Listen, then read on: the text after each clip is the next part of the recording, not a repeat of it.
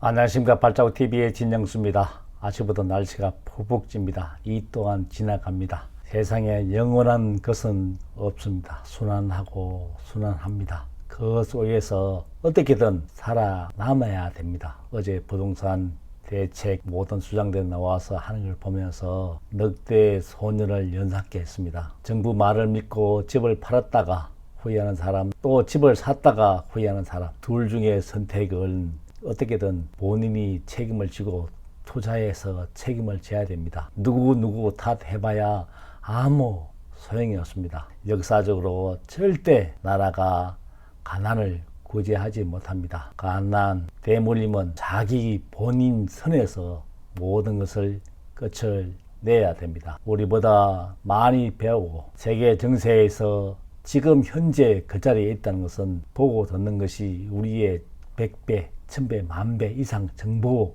많습니다. 그분들이 왜 그렇게 상투를 쳤다, 꼭지를 쳤다 하는 것은 한 번 정도는 믿어도 될 것 같습니다. 그 믿는 과정에 부정을 보는 사람은 항상 부정을 보고, 또 너무 낙관적이고 긍정을 보는 사람은 항상 긍정을 보고, 균형된 시각으로 이쪽 저쪽을 다 보고, 무엇보다 중요한 것은 본인 스스로 유지를 해야 됩니다. 본인 스스로가 위기가 와도 지탱할 힘이 없는데 어떻게 낙관론이고 비관론이고 판단을 하겠습니까? 본인 스스로 균형된 시각을 가지고 자기 분수에 맞는 삶을 살아냈을 때 오늘 내있고 내일도 있습니다. 부동산 하면서 뭔가 지금 이상하게 수치로는 나타나지 않지만은 경험적으로 일단 몇 년 전부터 꼭지다 했는데 상투에서 내리막을 탈까봐 주위에서 조마조마하는 사람이 많은 거 보니까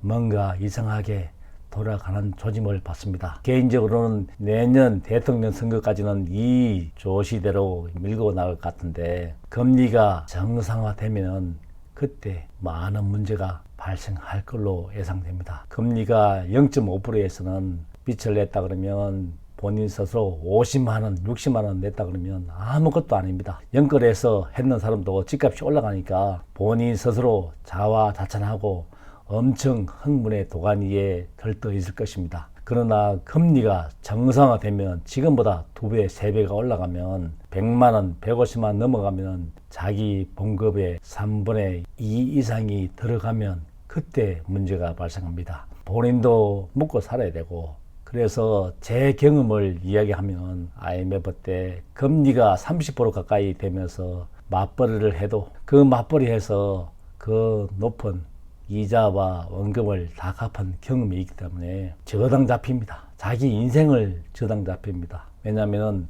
빚은 어떤 경우에도 자기가 본인이 갚지 않으면 절대 줄지 않습니다. 그 무서움을 알기에 제가 이렇게 이야기를 합니다. 자기 분수에 맞지 않는 금리가 정상화되면 자기 월급의 반 이상이 본인 자산에 투자했는 그 원금 이자를 갚아낼 수 있을 때 그때 투자를 하는 겁니다. 자기가 잘 나갈 때는 아무도 모릅니다. 위기가 왔을 때, 내리막이 왔을 때, 제 주위의 모든 사람들이 꺼리고 했을 때, 내가 잘 나갈 때는 엄청 문이 닳도록 사람들이 많지만은 내가 못 나갈 때 되면 어떻게 소리 소문 누구 다 듣는지 멀어짐을 제 주위에서 많이 봅니다. 부동산 경기 항상 순환이 있습니다. 높은 데 있으면 낮은 데가 있고 역사는 발전합니다. 그 역사 발전한 속에서 어떻게든 살아내고 버티고 남아야지 새로운 열매를 맛볼 수 있습니다. 자기 본수에 맞는 삶을 살았을 때 오늘도 있고 내일도 있습니다. 항상 오르막이 있으면 평범한 진리 내리막이 있습니다. 그 오르막도 내리막도 같은 언덕입니다.